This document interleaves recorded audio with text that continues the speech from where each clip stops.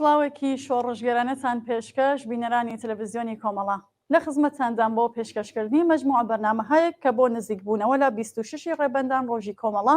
لە تەلەڤیزیۆنی کۆمەڵا ئامادەکراوە. لە بەرنامەی ئەمڕۆشماندا میوانداری بەڕێز ڕۆیا مەحموودی کادری کۆمەڵا و حەزبی کۆمۆنیستی ئێران دەبین. هیوادارین کاتان هەبێت تاکو کۆتایی بینەری ئەم بەرنامەیە بن و کەڵکی پێویستیشی لێ وەربگرن لەگەڵمان بن بۆ بینینی ئەم بەرنامەیە. بەڵێ هاوڕێ ڕۆیامان لەگەڵدایە. هاوڕێ ڕۆیا سڵاوت لێ بێت و زۆر سپاس کە بەشدارن لەم بەرنامەیە. میسڵامەیە لە خەمەت خۆت و دوا و هاوکارەکانەوە ڕۆژی کۆمەڵە بە ئێوە تەبریکەیژم. زۆر سپاس. هاوڕێ ڕۆیا پێم خۆشە پرسیارەکانم بەوە دەست پێ بم کە ماوەی زیاتر لە ساڵێکە شۆڕشێکی بەرینی کۆمەڵایەتی لە ئاسی کوردستان لە ئارادایە بە ناوی شۆڕشی ژینا کە سەرتاسەری ئێرانیشی گرتووەتەوە. کاریگەریەکانی تێکۆشانی کۆمەڵە و ئەو تابۆیانەیە کە تا ئێستا لە کۆمەلگا داشکاندونی بە چ شێوەیەک بە ڕوخساری ئەم شۆڕشەوە دەبینرێت؟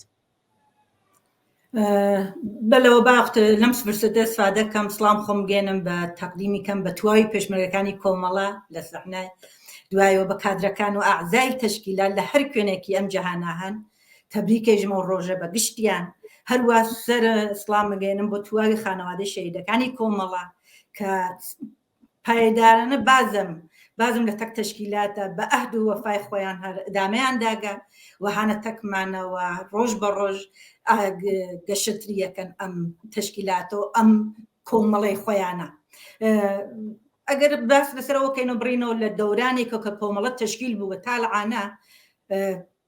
ئەگەر قسەکەین لەسەرەوە چ تابووگەلێکی شکانگە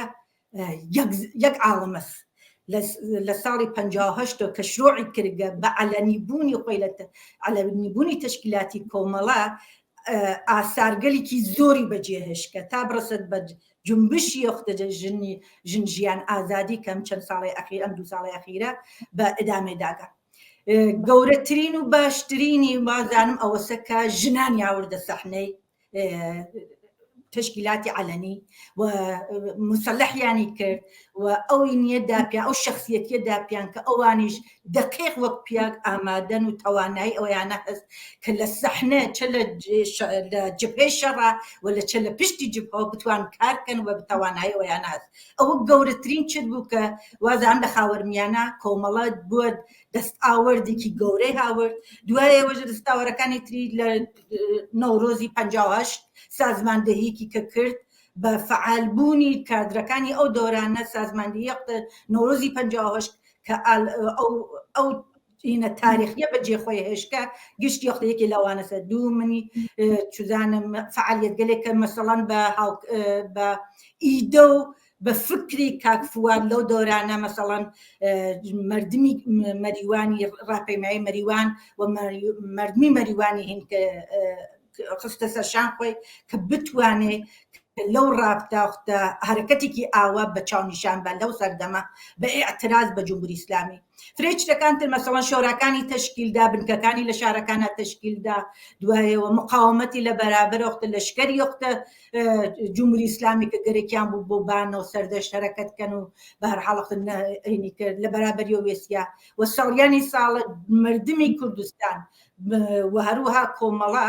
لە مقابڵی جمهوری ئیسلامیە و سەری خەم نەکردگەسەوە ڕۆژ بە ڕۆژ ئستوارتر باشتر بە مقاومەتتر هەرەکەتی کردی. یانێ ئەگەر دانیش یەخت لەمانەکە سەفەکەی فرە توولانیە کە بێژی چەگەلی کردگە کۆمەڵەکە بۆ ئەوە کە بتوانێت فرێ ئەو تابووگەلە بشکنێت. وەلێ بەلای منەوە گەورەترینی ئەوە بوو کە ژنان یاوردە سەفی مبارزەی عەلەنی تەشکیلات وە ئەو نرخیە بە ژنان نیشاندا کە توانایی و هەسیان ئەوەیژە لە جنبشی ژنجیان ئازادیە نیشانیدا کە کوردستان جایگایکی مەخصوصی است لە وەزعیەتی ژنانە بەسەرکەوتیەوەش تەشکیلاتی کۆمەڵەیە. من وازان وەختێک کۆمەڵە تەشکیل دریا لە کۆمەڵە عەلەنیە و بۆمانە فرە چرگەل کە فرە لە جامعەی کوردستانە مەخصوسەن لە جامعەی کوردستانە کە هێشتا شقڵی نەگردوو بۆ شقڵەتە بێت جامعەیەکی مەرسالاری جامعەیەکی مەذهەبی جامعەیەکی لە فرێ مەسایل و نسبەت بەوە ئەودا ئەحواڵی جامعەی ئێران لە دواوە بوو بەڵام کۆمەڵە ئەو جەماعەتە ڕۆشنبیرە کە توانیان لە ناو مردمە نەخشێکی ئەساسیان بێ بڕنە ناو مردم بڕنە ناو دڵی زەحمەت کشان لە تەکیان نابن و بتوانن تەغییرێکی فکری ئیدۆلۆژیکێکی ئاوە ئەساسی بەین بێرە ئەوە گەورەترین دەستاوەردی کۆمەڵە بوو لە جامعەی کوردستانە لە بەرابەر تواوی یەختە ناسیۆناڵیستی کورد لە بەرابەری چزانم مەسەدگەراییەکان کە بوون وجودیان بوو چزانم شێخ و مەشایخ بێسێت و قەت ئەڵم کات و نیشانی باکە بە هەر حاڵەختە ئەم فکرە ئەم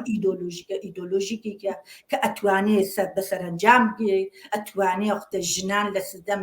جنسیەتی و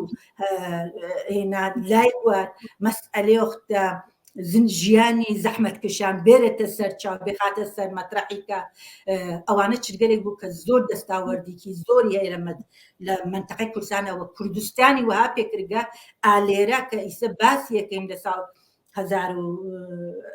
2024 میلادی وەختی تواشاکەیەک ئەیژی کوردستان چراغی ئێرانە بە دلیلەوە چونکە پایگای سیاسیکی محکەمی هەست بە دلیلەوە کە هەزاران هەزار شەهید دریا کە تا ئەم جایگایە بێ ئەمینە بێ کە بتوانێ سەرچاوکە بێ لە مەناتقەکانی تری ئێرانە مەناتقگەلێکی ئێران بە هەرحاڵ وەختە بێسێ منتەدرەوە بێ کە کوردستان نەخشە عەمەڵی چەست چونکە ئەزانێن لەم بەشا کوردستان تەنها منتەقەیکە کە واقعاً دەستاوەردگەلێکی سیاسی اجتماعی فرەتری هەست نسبەت بە جێگەلتر چ لە ڕابطە مەسائل ژنانە چ لە ڕابطە جنبشەکانە چ لە ڕابطە مەسائل مەسەڵەن شۆراکان کە دروستی کرد لە ساڵ 57 کوردستان جایگایەکی تایبەتی هەست نسبەت بە شوێنەکانتر ئەوی جوازان نەخشی مهمی کۆمەڵە لەو وەختە لەو جایگا لەو سەردەما کە نیشانی داگە بتوانێت و پایە قەویە بێ لە سەر ئەم سەر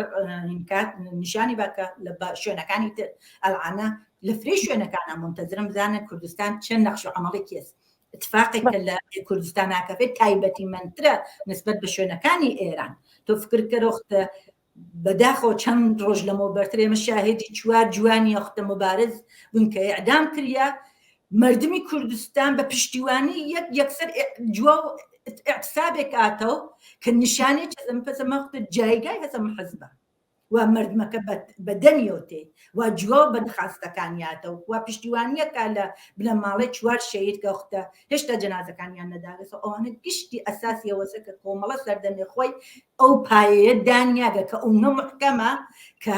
مردم حالەتە کۆمەڵا و کۆمەڵا لە تەکمەردمان ناتوانانی جیایکەیتەوە ئەم بافتێکی زۆر محکەم و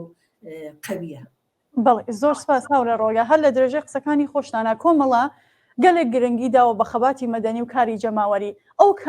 کارە جەماوەریە بەرچاوانە کامانن کە بە کۆمەڵەوە پێناسە دەکرێن و بەرهەمی ڕێنمایی و کاری سیاسی ئەو بوون یەکێکی لە منوازان مختە مەسایلگەل مەدەنی زۆر چت هەست مەدەنی مەسەڵەن تۆ ئەلعانە محیتی زیست تواشاکە ڕەبتی درگێتە بە تشکیل مەسەڵەن لە ڕابطەی بە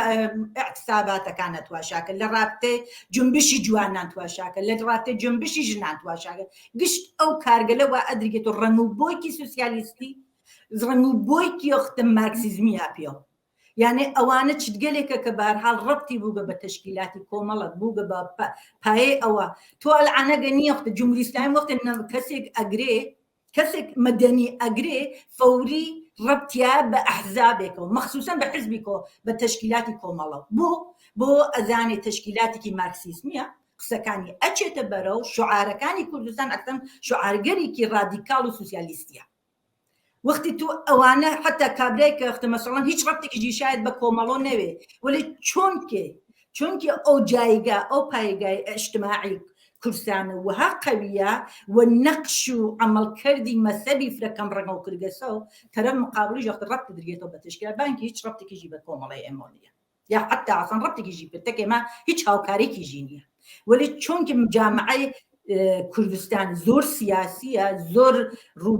ها لە بەرەوە جمهوری ئیسلامی حتا لەوەی ژاترسێ کابرای کوونەوەرد وەسڵەوێ بە کۆمەڵە کابرای وەختەکە مەسەڵەن لە حەق و حقوقی خۆی بۆ بێکاری خۆی حقوق خۆی دفاعەکە ڕەپیا بە کۆمەڵە کاورەی کرێکا کە ێژە با بە من 6 مانگە حقوقم لەسەنگە ڕەپیا بە کۆمەڵە توای ئەو چگریا شتێک نییە کە ئەتا نەیژی ئەو چدا ڕەت نادرگێتەوە بە کۆمەڵە مەسایلگەل مەدەنی زۆر هەست تو توێشاکە لە ئەرزی ئەم جۆنبشی ژنجیان ئازادیە چەنە ڕووی داوە چەنێ وەختە گەشەی کردە چەنە توانی یە مقاومەت کا لە بەرابەر جمهوری ئیسلامیەوە و ڕۆژ بە ڕۆژی مقاومەتەکەی بانتر و بانترەوێت جمهوری ئیسلامی هەرچی گەرەێکی خەفەیکە هەرچی گەرەێکیە بە هەر حاڵەختە سکوتی پێ بکە بەرعەکس ئەم ڕاکەیتۆ بانترەختە بەرزترەوێتەوە ساڵی ساغ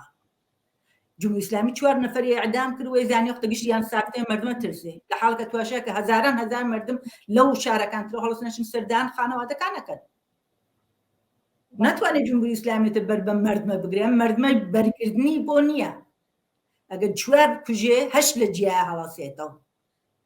یانێ ئەوە شتێکە کە 45 ساڵە خەریکە جمهوری ئیسلامی و هەرەکەتە ئێدامات و ناتوانێت بە هیچ نەتیجەی کا بکرێت ئەوە کارێکە کە بە هەر حاڵ 45 ساڵ زەحمەت دادنی شەید لەو ڕێگا بووگە کە ئەوە ئەو مردمیە ئەوە مقاومەت کردگە ئەوە بەو سەختی گەلە ئەتوانن مبارەزەکەن چاوترس نەون لە جمهوری ئیسلامی بەرعکس بۆ حەق و حقوقی خۆیان بۆ ئازادی خۆیان فرەتر پایبەند بن بە هینەکانیان هەدەفەکانیان بەڵێ زۆر سپاس هاوڕێ ڕۆیا باسی خەباتی کۆمەڵە لە گذەشتە و لە ئێستا لە شۆڕشی ژینە مان کرد پێم خۆشە ئێستا باسی ئەوە بکەین کە کۆمەڵە بۆ ئەوەی لە داهاتووشدا بتوانێت داینەمۆی حرەکەتی بەرێنی جەماوەری بێت دەبێت چ بکات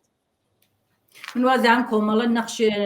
کۆمەڵە و هەوادارانی کۆمەڵە مەخصوسەن ئەوانەوە هاان لە دەرەوە بەرحاڵەوانە بەشی علەنیەکەی کە ئێوەن تەلەڤیزیۆنی کۆمەڵە مێدیاتلی ئەوانە بەشێکی ها بەسەر شانیانەوە کە بەرحاڵ تەبلیغ و تەرویجە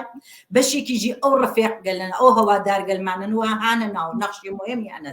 مردمەکە ئەخەنە بە ئێتەن نەبان خیابان یا هەرەکەتەکان وەختە ڕاهنمایی یەکەن چۆن وەختە ئەمینکە نەخشی مهمیان دەورەی ئێمە ئەوەسە کە ئێمە بتوانین ئەم مەسائل سیاسیە کە ئێمە خۆمان لە کوردستانە ئەو نەمحکەمین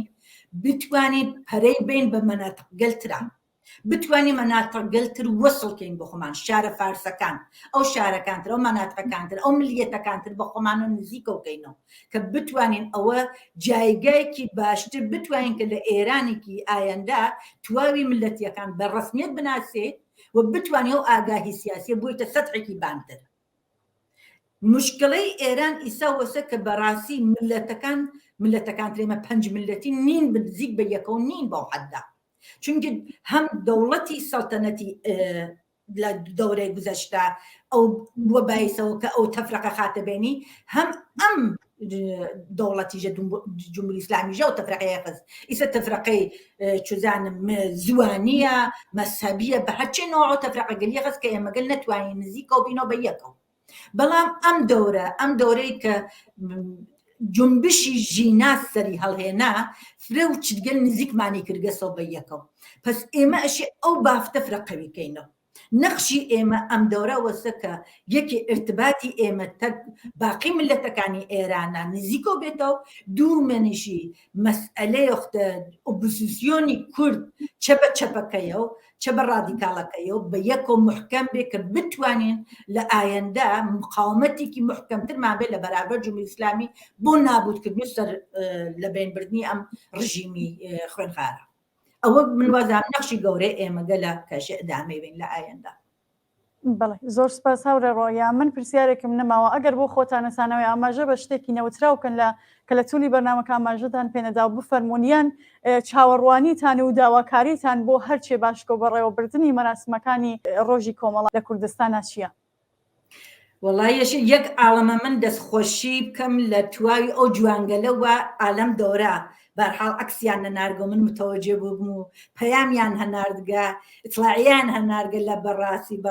لە مناسبەتی ڕۆژی کۆمەڵە تەشەکورکەم لە ئەوان ئارزوی سەرکەوتن و سڵامەتیان بۆ بکەم بە ئومید ئەوە کە تواوی خانەوادەکانی شەهیدەکان تواوی ئەو خانەوادەگە لە کۆوا ڕۆڵەکانیانە لە زیندانە بازم وەک هەمیشە پشتیوانی کۆمەڵە بن و تەک کۆمەڵە بمێننەوە بۆ کۆمەڵە من قسەیەکترم نییە لە ڕابطێ بەرنامەکانتانە بەرنامەگەل باشتانە زمانتونەوەیتان پێشم امیدوارم هەمیشە موافق و سەربەرز بن لە کارەکانتانە ئارزوی سڵامەتیتان بۆ بکەم فقط بازم لە مردمی کوردستان ئارزوومە وەسەکە گشتان سڵامەت و تەندروست بن هەروەها وارتاڵعانە نیشانتانداگە پشتیوان یەکترن هان بە شۆن یەکترین و تەک جنبشەکانای گرێتان خواردگە بە یەکەوە پس پشتیوان یەکترن بن تەبەقەی کرێکار و تەبەقەی جنبشەکانی ترۆختە چه جنبشی دانیشتجووی ژنان دانش ئاموزان بە هەر حاڵ بێکاران گشتی بە یەکە و گرێ بدریگە بە یەکە هاوبەستگی بتوانین کە ئەم جمهوریە خوێنخارە کە بووگە بای جوانەکانمان و جوانەکانمان لێمانە سێنێتەوە لە بینی بووین بە ئومید سەرکەوتوو بۆ ئێوە ڕاتە تەبریکێژم ڕۆژ کۆمەڵە بەخۆت و بە هاوکارەکانت و بەتواو ملەتی کوردستان زۆر سپاس بۆ بەشداریتان هاوڕێ ڕۆیا مەحموودی ئەندام و کادری حەزبی کۆمۆنیستی ئێران و کۆمەڵە. بەڵێ ئازیزان و خۆشەویستان زۆر سپاس بۆ ئێوەش کە تاکو ئێستا بینەرمان بوون تا بەرنامەیەکی دیکە ماڵەوە.